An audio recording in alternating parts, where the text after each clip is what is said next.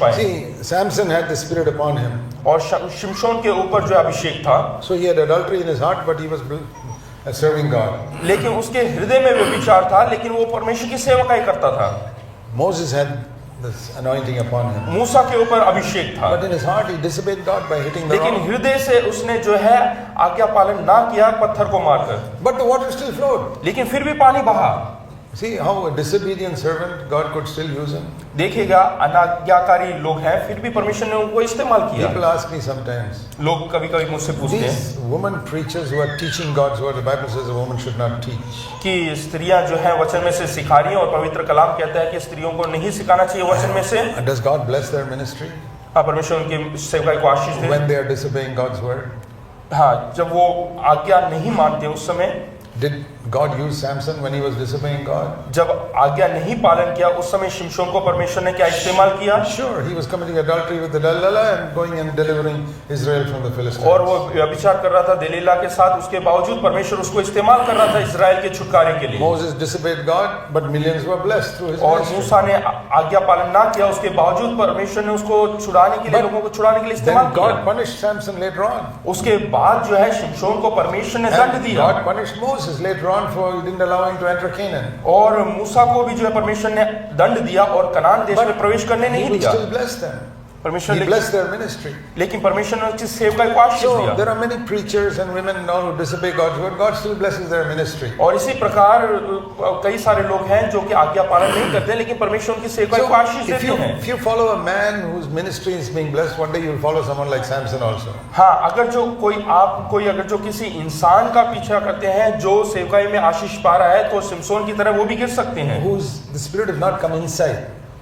क्योंकि जिसके अंदर पवित्र आत्मा When नहीं the आता Spirit है, comes inside, the inside gets cleaned up first, then the overflow blesses others. और जिनके भीतर पवित्र आत्मा आता है तो उनका भीतरी अंदरूनी यानी कि हृदय साफ होता है, और वहां से फिर आशीष बह निकलता है और सैकड़ों लोग आशीष When the पाते Spirit हैं। is upon, like in the Old Covenant, जिस प्रकार से पुराने नियम में पवित्र आत्मा उनके ऊपर थी overflows over me and not from within. और उनके शरीर से बह निकलती थी, बह जाता था और उनके भीतर नहीं जाता था। That's why Jesus said in John 7:37. इसीलिए 7:37 में यूहन्ना में Sorry, लिखा हुआ है, 38. John 7:38.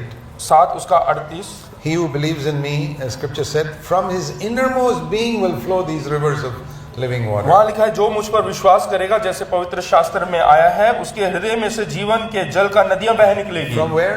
कहां से? Not from over his head. उनके सर में से नहीं, From within. उनके हृदय से। That was impossible in the Old Covenant. और वो असंभव है पुराने नियम में। And that's why it says here in verse 39. और यही 39 में लिखा हुआ है। This he spoke of the Spirit which some will receive in future. और यहाँ पे उस आत्मा के बारे में लिखा है कि कुछ लोग पाएंगे करके। And the Spirit was not yet given like this. और Because Jesus was not yet glorified. और अब तक अपनी महिमा को ना पहुंचा था, इसलिए वैसा आत्मा अभी तक लोगों के ऊपर नहीं उतरा था। Because till then the Spirit was only upon. केवल अब तक जो है आत्मा Now ऊपर it था, is from within. लेकिन अब जो है आत्मा उतरेगी So अंदर। if God uses you in some ministry हाँ, परमेश्वर जब इस्तेमाल करता है आपको किसी सेवकाई and में, your heart is unclean with sin, और आपका हृदय जो है अशुद्ध है पापों I से, tell you, you can be a blessing to thousands of people. तो मैं बताना चाहता हूँ कि आप दूसरे हजारों लोगों के लिए आशीष का कारण हो सकते But हैं, God will deal with you in the day of judgment. लेकिन न्याय के दिन में परमेश्वर हिसाब लेगा। I'll give you an example. मैं उदाहरण देना चाहता हूँ। Matthew 7, मत्ती रचित सुसमाचार verse 7 अध्याय 22. उसका 22, Matthew 7:22. मत्ती 7 उसका 22।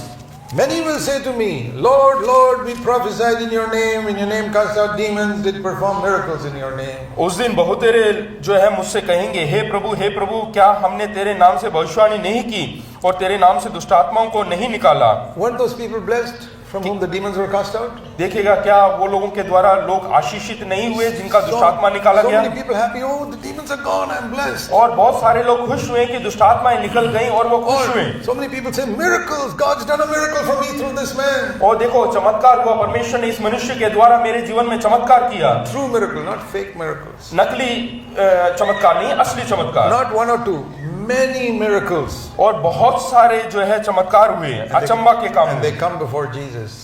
जब वो प्रभु यीशु मसीह के पास Lord, आएंगे do you know how many thousands were blessed through my ministry? कि प्रभु क्या आप जानते हैं नहीं कि कितने हजारों लोग मेरे द्वारा आशीषित हुए हैं? Verse 23. 23 में कहा है, I will say to them, मैं उनसे कहूंगा go to hell. कि नरक में जाओ, Depart from me. मुझसे दूर हो जाओ। Depart from me means go to hell. If you go away from Jesus in the final day, that is hell. There's nothing else. मेरे पास से चले जाओ, अगर जो प्रभु यीशु मसीह कहता है, इसका मतलब नरक की अनुभव है, क्योंकि प्रभु यीशु मसीह से दूर होना नरक है। Because you are practicing sin in your life. क्योंकि तुम अपने अंदर कुकर्म करने वाले हो, Inside there's sin. क्योंकि हृदय के अंदर पाप है। It's true, I used you. हाँ, ये सच है कि मैंने तुम्हें इस्तेमाल किया। So don't assess your life or anybody else's life by how much they are used. और इसलिए किसी की भी जो है तोल ना करे जितना वो कार्य करते हैं उसको देखकर। Do you know that God used Pharaoh? क्या आप जानते हैं फेरो को भी परमेश्वर ने इस्तेमाल किया? Where is Pharaoh? फेरो कहाँ पे है? I believe he is in hell. और मैं सोचता हूँ कि वो नरक में होगा। Romans 9. रोमियो का खत उसमें 9वां अध्याय। Have you read this verse? Verse 17. क्या 9 का 17 आपने पढ़ा है? The scripture says to Pharaoh, यहाँ पे वचन कहता है फेरो से, For this purpose I raised you up, to demonstrate my power in you, that my name might be proclaimed throughout the whole earth.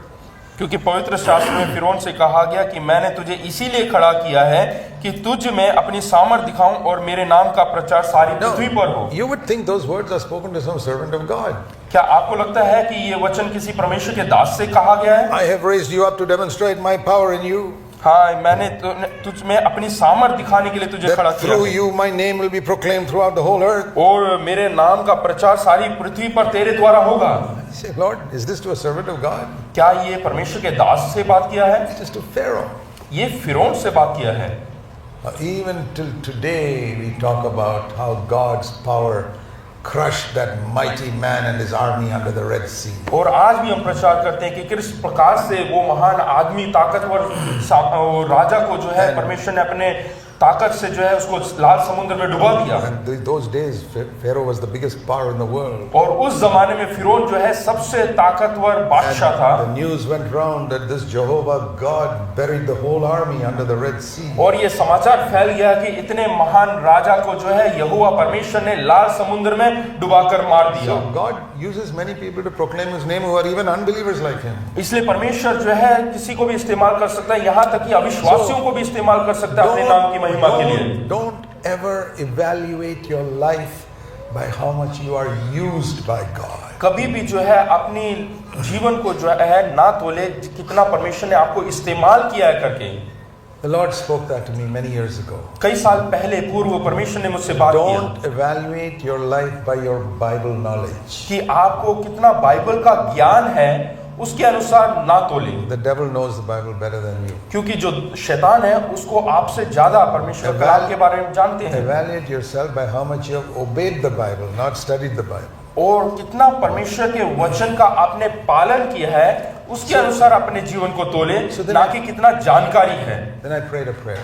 फिर मैंने प्रार्थना किया, Lord, I don't want to read through the Bible 50 times. और परमेश्वर मैं वचन को केवल 50 बार पढ़ना नहीं चाहता, I want the Bible to go through me once. और मैं चाहता हूं कि जो पवित्र वचन है वो मेरे भीतर से गुजरे एक बार। Not me go through the Bible 50 times. मैं 50 बार इस वचन को पढ़ना नहीं, But the Bible go through me once. लेकिन कम से कम एक बार वचन जो है मेरे अंदर से आर पार हो जाए। That means, इसका मतलब Lord, before I leave this earth, कि इस संसार को छोड़ने से पहले I want to obey every single commandment that you have written in the Bible for Christians. और हर एक मसीहों के लिए जो तूने आज्ञा दी है वो पूरी आज्ञा को मैं जो है वैसा का वैसा पालन करना चाहता हूँ। That's what God wants me to do. और यही परमेश्वर चाहता है मुझसे, You know, so that I can be effective for the Lord. ताकि मैं परमेश्वर के लिए असरदार बन सकूं, Obey every commandment. हर एक आज्ञाओं का पालन कर सकूं।